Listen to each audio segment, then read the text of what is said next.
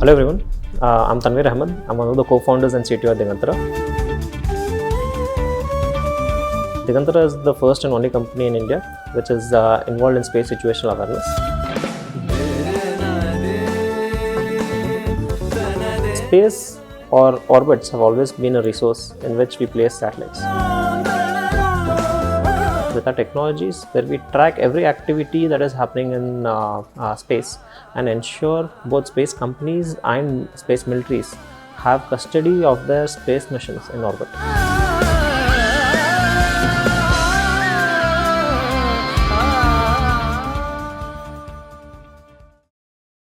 Traffic management has been an interesting problem in every domain.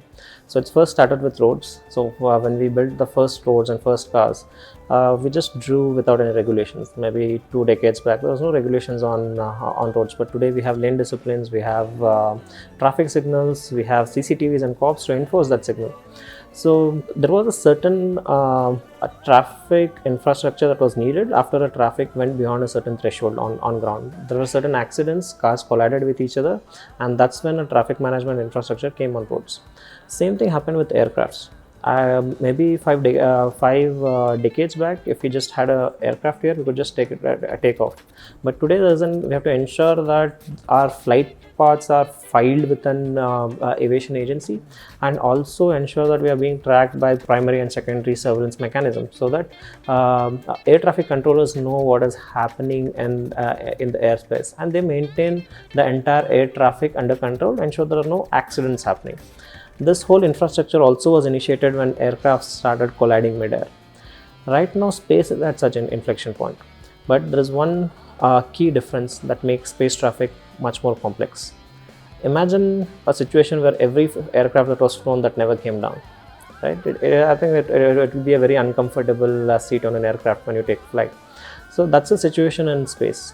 Satellites, once they go up, they tend to stay there for decades and centuries in many cases. This is the scenario where once the traffic is introduced in orbits of Earth, they stay there. And right now we are at an inflection point that if we even stop all space activities, the number of objects in Earthen orbits will continue to increase. This is exactly where the Digantara is coming in, where right now we are at a place where we don't even know what's there in orbit.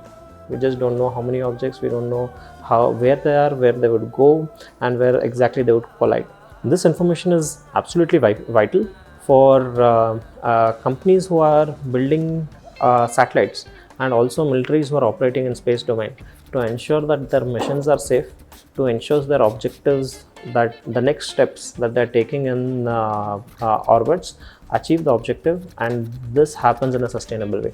That's exactly where Digantara comes in with its surveillance technologies, with which we are able to track every activity in space and help our users to understand how to conduct space operations in much more meaningful way, in a way where their missions are much more assured and sustainable. For me, Digantara has been a very personal journey. Overall, it started back when I was in university, building satellites for ISRO's student space program. And I had visited an international conference wherein heads of, let's say, Indian Space Agency, US, Russia, the leaders of space essentially dedicated more than 60% of the stage time talking about the problem of space traffic and the fact that no one is doing anything about it. So that's essentially was my inspiration for starting to work on this particular problem statement. And I think it's my sort of a personal goal to ensure that the 60% stage time of all the leaders reduces to 10%.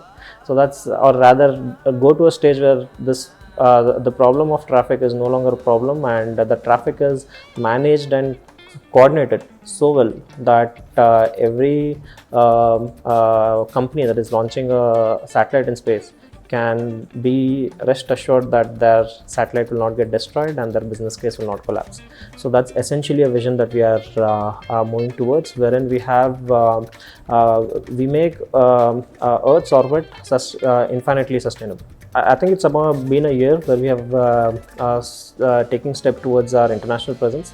we're primarily based in around number Bengaluru, and we have offices in US, Singapore, and UK. We are also exploring other geographies where we'll be expanding this year.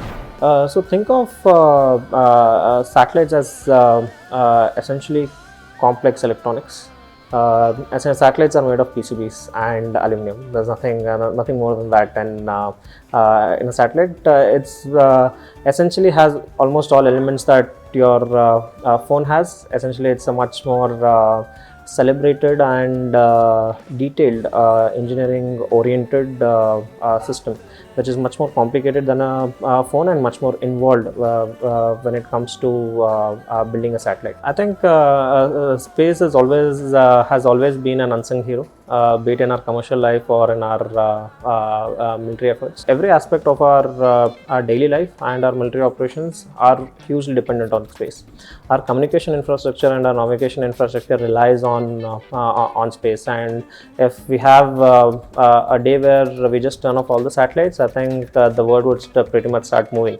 So that's the potential that space has to disrupt our life, but I think as humanity we have utilized space very effectively and made lives across all the sectors made very convenient and easy.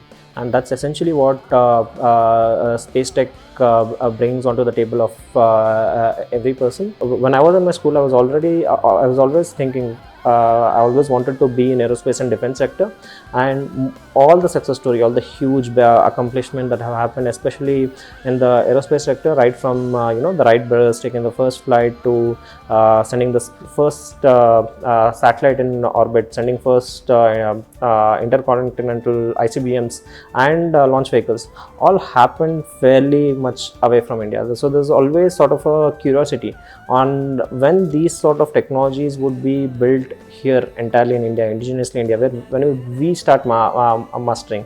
And of course, leaders like Sarabhai has always been an inspiration. But I think it is this decade that's where advanced technologies in India is being built, and space is no exception. Satellites are being built entirely in India. Payloads, the heart and whole value of a space mission that drives revenues, that drives a capability of a nation when it comes to having a space infrastructure is being indigenized. And I am personally very proud and very grateful that I have been part of Digantara, and Digantara has helped me create many technologies that have world's first and India's first tags to it. The payloads optical payloads that we are building for tracking objects, these are I think camera technology is something that everyone has in their hand, everyone has in their phone, but it takes quite a lot of efforts to transform that camera technology to a robustness that it can be utilized in space, and effective space mission objectives are met having that camera. I think that is something that we are able to do indigenously in the country right here in Bangalore, and that is what I think something that I am very proud of. And as a next steps overall in Digantara, we want to further focus on vertical integration and build truly innovative cutting-edge technologies that are best in the world right here in India. I think when you compare India with any other ecosystem outside globally, one thing that you see is a difference is we are at a place where we don't have the best of the risk capital, but I think we have the next best risk capital that is available within the country, and we are at the right balance where we have sufficient enough risk capital, and we also have sufficient talent, primarily driven by the amazing missions that ISRO has been doing it. And right now the risk capital is being infused in the private space sector, and the talent that is being there, that was created over last I would say half a century within the country, are coming together and creating something what I would call as a space economy that could sustain itself within the country. I think that is a very interesting trend that once you have a giant like ISRO, and you have new age companies who can do space missions with space missions, and also generate business cases out of these space missions. And space right now is no longer an area of research, it's an area of business, it's an area of technology development, where real world problems that drive revenue, that drive innovations can be built. And more such problem statements essentially means more satellites have to be launched, and we are essentially moving towards a place where I think there is no longer a question whether we can build satellites, we can conduct space missions. It's about how can we utilize these space missions and actually sustainably solve problems and create business cases out of it. I think that's what every space company in India is trying to do. Whenever a company starts out, especially a VC funded company, I think the focus is always on speed, and the focus is on try utilizing what there is something existing, build it together and test it out in the market to see, build a MVP fairly quickly.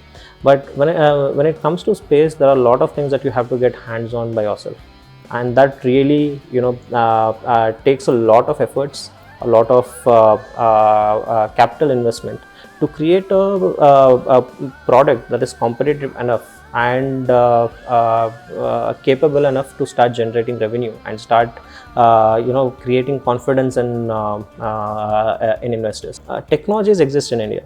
It's not that we are building technology for the first time, but what's really unique about space is we have to build a lot of technology chains. A lot of multiple technologies have to come together, quite literally on the same platform, right? Quite literally in the size of your suitcase, and work together cohesively. And they have to work in such a way that once it starts operating, you don't have any room for correction of errors. It has to just work perfectly. The sort of I would say need for perfection in space, that's something that has been an interesting journey for us, and at a place where we can say we are beginning to master it. I think the bigger risk over here is, as any domain, humans utilizing it in a way that's not sustainable. Think of it in this way: you have seen always accidents on road. Imagine the debris not being cleaned. Imagine the accident debris just left on highways. How unrealistic would it be to utilize our roads? That is sort of much the biggest threat that space faces, wherein the junk is so much that you start you have to start questioning yourself that is it really worth launching satellites. And I think we have to take actionable steps in tracking all of these objects, and also creating business cases wherein companies are incentivized to bring the junk down and ensure that the orbits remain sustainable for eternity. Technologies is something that we have told very loud and clear to the world that we can build it. I think the next step is how we can scale them and create business cases out of them. So overall, as a policy, I think there should be a huge focus on creating a local space economy, where one of the biggest challenges I think every space industry that faces is extremely long sort of procurement cycles with our customers primarily. There's a journey that space industry will go through, wherein any company that is beginning to build spacecrafts will have primary customers, first set of customers in the defense ecosystem and government ecosystem, and gradually commercial market will be built. While this is happening, a boost in market creation from the government ecosystem is really crucial, and there should be a separate sort of a policy wherein building of technologies that are second to none in the world are incentivized, and with such technologies, the process of infusing these technologies in our defense ecosystem and our military ecosystem should be fast tracked. There should be sort of a as we call in investment sector risk capital. There should be a technology embracement with a little attitude of accepting risk. I think that is what is necessary as we move further.